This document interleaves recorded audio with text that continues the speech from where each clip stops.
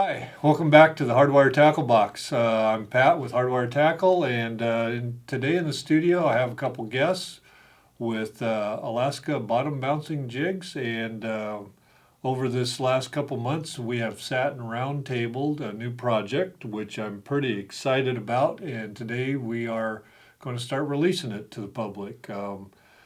Once again, I've got AK Bottom Bouncing Jigs. This is John and Mark, and I'm going to kick it into their court. Okay, so I'm John Carter, and this is Mark Patrick's here with me. And we started making our own jigs about 3-4 years ago, Alaska Bottom Bouncing Jigs. And for us, serious avid fishermen, but we're weekend warriors only, so we thought, hey, why not make things that work well for us and our boat, all the co-workers of ours with the Alaska Air National Guard, that we give them things, they give us ideas and input. So we started tinkering around in the garage and trying to come up with the best product we could to maximize the limited amount of time that we had to go fishing on the weekends. And just amazed and really lucky that we hooked up here with Hardwire Tackle and able to refine our process. That we've been fishing this specific mold for a while, but we were doing a traditional powder coat, and everybody knows you beat them up, they look terrible, and at the end of the season you've got just a dented pile of lead. So using a new powder through Hardwire Tackle with Stardust. And we were sold on it when we had a sacrificial jig head that we smashed with a hammer, and the paint didn't flake or peel or chip off. So just a really durable, better quality paint. And the nice thing is, we can make this stuff and tinker around and say, hey, we want to do the best color, the best product, and we're able to, to make the things that we know that work well for us and catch fish. And also, this rubber, just a lot better quality, a lot more durable, and it's going to last you more fish than just you get the cheapy store special. They're constantly ripping, and you're always having to rehook it when you got nasty, slimy hands trying not to stab yourself in the middle of the hand. Ask me how I know. And Mark, the best part? You want to show them? Yeah, one of the best parts about this jig is if you see where the hook position is, it's a lot farther back than this traditional Hot Lips mermaid we got here. These are both 16 ounce, but you can see there's about a 2-inch difference. I'll show you why about the 2-inch difference. Is I really like the way this articulates.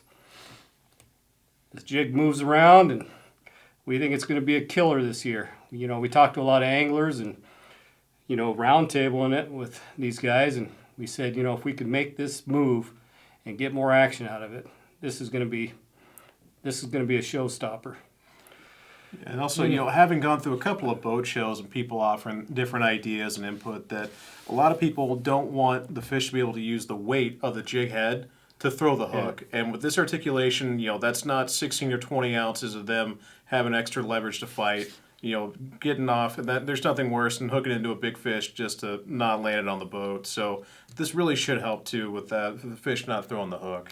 So by not having a static hook, it'll also give it more action when you're jigging it as well. Oh, absolutely. And then with the pattern of this beaver tail, just the flutter that you have with the hook alone allowing it to move, and on top of that you've got this paddle. And so when the flat fish is on the bottom looking up, they see this nice wide profile.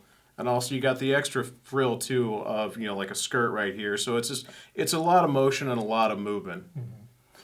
Well, throw that in top of we have not only but solid colors, but glow in the dark as well. So you're bouncing these jigs 3-4 feet at a time, as close to the bottom as what you can, without hitting the bottom and getting them hung up. I just don't see how you can get much more motion than that. Oh yeah. Well, John and I on the weekends, fishing everything we could, because we're research and development. We tried so many tails, and this has got to be the toughest tail that is on the market that doesn't come apart. And I don't know if you used brand X tails before, but you get one big predator fish like a lingcod, take a tail off, and there you are with oily hands, because we like scenting everything up and trying to put in a new auger tail on a nice sharp hook out there in the middle of the ocean rocking around.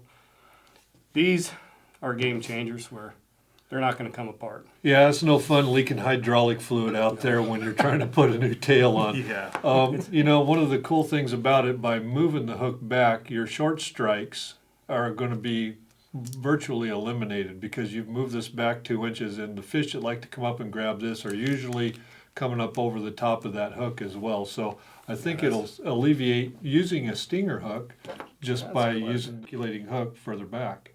Yeah, and not having that extra hook flopping around on the deck too is always, that's a nice feature as well. That That's a one big- less thing to worry about. Yeah. Big plus.